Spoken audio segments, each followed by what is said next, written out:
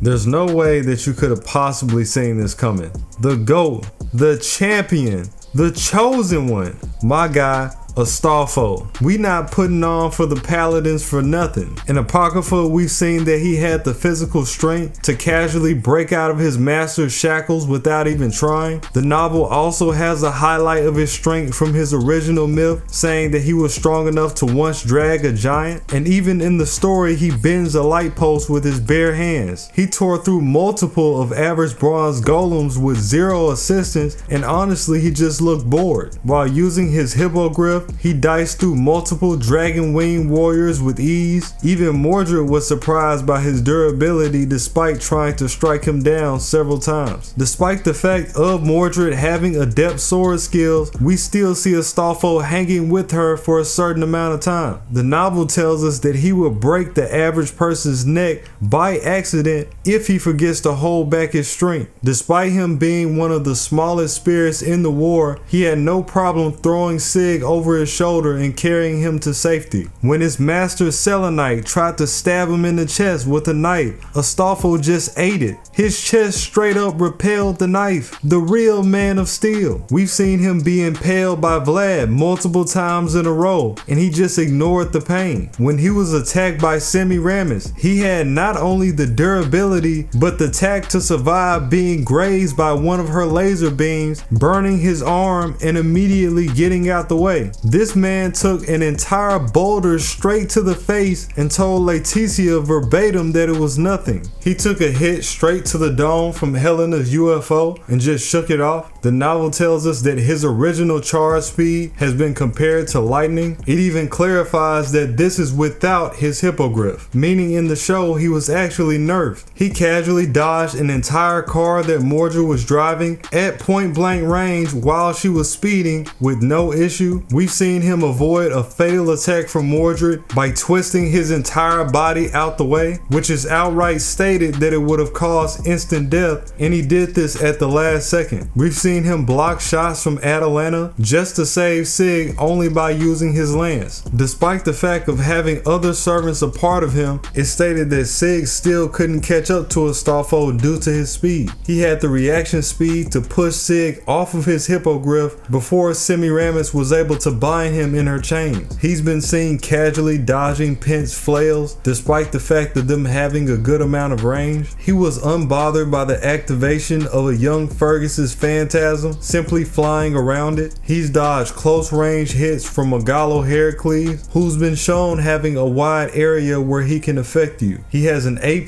in the riding skill, boasting that he could pilot an entire plane if the situation requires it. And then of course he has access to divine and phantasmal beasts. In FGO, he's mentioned the same thing goes for ships. Driving a large boat would be nothing for him. Due to the anecdotes of his lore, the closer the moon is to being full, ASTOLFO will lose more and more reason accordingly. He also becomes his sharpest when there's no moon, vice versa. Even without a master, with the help of his independent action and his weapon, he was able to resist multiple command spells through just willpower. With the help of Chiron, he's been shown having the ability to command an entire army. We've seen ASTOLFO and Daeon take on nearly 1,000 Amazons by themselves, led by Pent, possibly even more than that. Contrary to belief, he is still a knight, and he's got some brilliant sword technique that doesn't get displayed too often. He does have monstrous strength, which allows him to increase his power and burst. He has great awareness, being able to detect the fact that Chiron was trailing them when Sig had no idea what was going on. When Vlad was showing off his rage, no matter how much he tried to make himself appear as a threat, ASTOLFO was unbothered. You have his Argalia phantasm, which is his lance that allows him to turn a servant's body below the knee back into spirit form. We've seen him use this against Spartacus when he completely dissolved his legs as he was approaching ASTOLFO. We've seen this work on average bronze supreme golem Adam, despite the fact of it being an A+ phantasm, where ASTOLFO completely amputated its legs while riding on his hippogriff. In FGO, we've seen him use this to bring down an enormous demonic boar in just one contact when he was up against Megalos before Before he grew them back, he turned both of his legs to spirit form with just 2 hits. The magical effects of this move covers a wide range, way wider than it might appear to the eye. In his FGO summoning, instead of being a phantasm, it's only a D rank skill and still comes out to be more useful than his contenders. You have his phantasm Logisteel, that being his grimoire, which allows him to break through any type of magical concept under normal standards. He does have the condition that in order to use it at its full power, it has to be on a night that's moonless. In the manga, we've seen him displace magical rivers and waterfalls just by using it. It can nullify magecraft that would affect your navigation. So think when Kiritsugu couldn't find the Ironsburn Castle,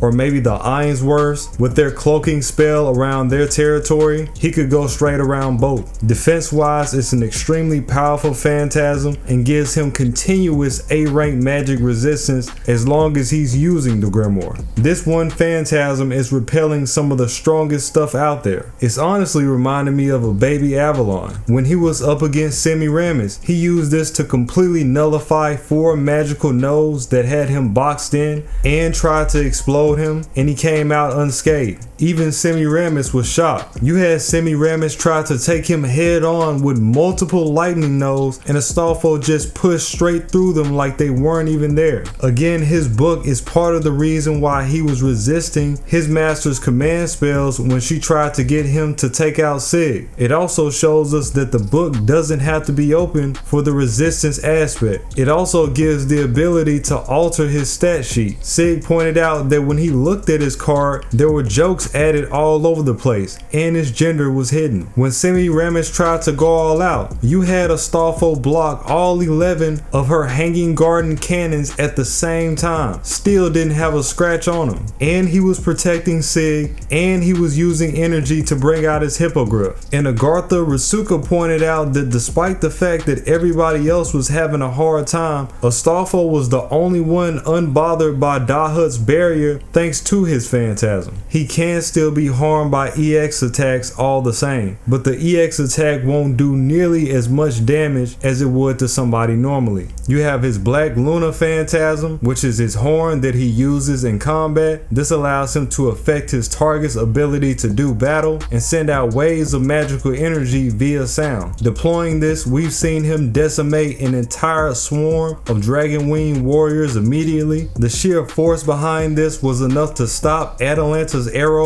from reaching him, even though she was at close range. With the help of a command spell, we've seen him use this alongside Daeon to deal with the Amazons. Again, this being several hundred. Astolfo himself has mentioned that it's on par with the effects of Elizabeth's singing. It's also on par with Mordred's battle song. Another effect that it has is manipulation. Astolfo being able to brainwash multiple horses and make them his allies. And then finally, but certainly not least, you have his phantasm, the hippogriff. This gives him the ability to fly, extremely fast familiar, extremely powerful familiar. Even its weakest physical attack is comparable to an A rank. Just materializing caused the hippo to destroy several seats on the plane when it came out. With the help of Astolfo's grimoire, the hippogriff was able to use this as a combo to charge straight through Semiramis's defenses. It was quick enough to catch both Astolfo and Fior before they hit the ground. It's also been seen that it's quick enough to snatch Fior before she got attacked by Avis Bronze Supreme Golem. Again, in that same scene, you have it dodging multiple swipes from that golem while it was still midair. Not only is it fast, but it's intelligent as well, dodging multiple back-to-back beam spams from Semiramis and still coming out unharmed. From the fight that they had airborne, we know that it can fly just as fast as Karna, who is literally a top servant, and Karna is just barely keeping up with it. It was quick enough to fly Astolfo and the gang out of the Hanging Gardens while it was falling apart, dodging boulders and all. Did I mention that it comes with space manipulation? Even Karna had to tip his hat in surprise to find out that the beast comes with its own dimensional shifting. This also kept Astolfo safe as well. We've seen this in the FGO too. When Atalanta tried to use her noble phantasm, Phoebus Catastrophe, which we know covers a very wide area,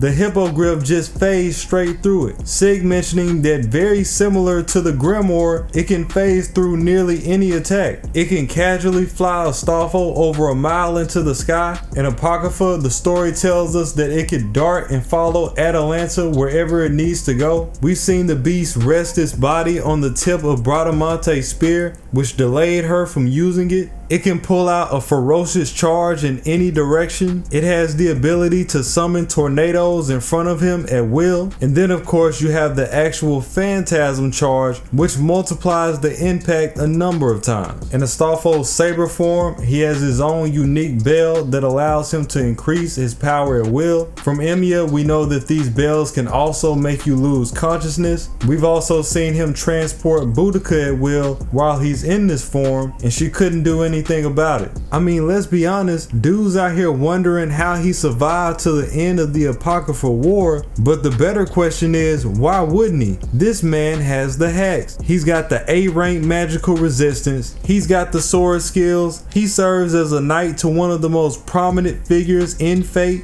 Charlemagne. He can technically phase through any hit. He has a phantasmal beast that can also phase through most hits. These boys are really lucky that Astolfo isn't a focal character. If he had nearly as much firepower as he had defense, you boys would have a real problem. They got a problem without it. I gotta give him the C rank. Once we get that Grand Rider Astolfo, consider it done.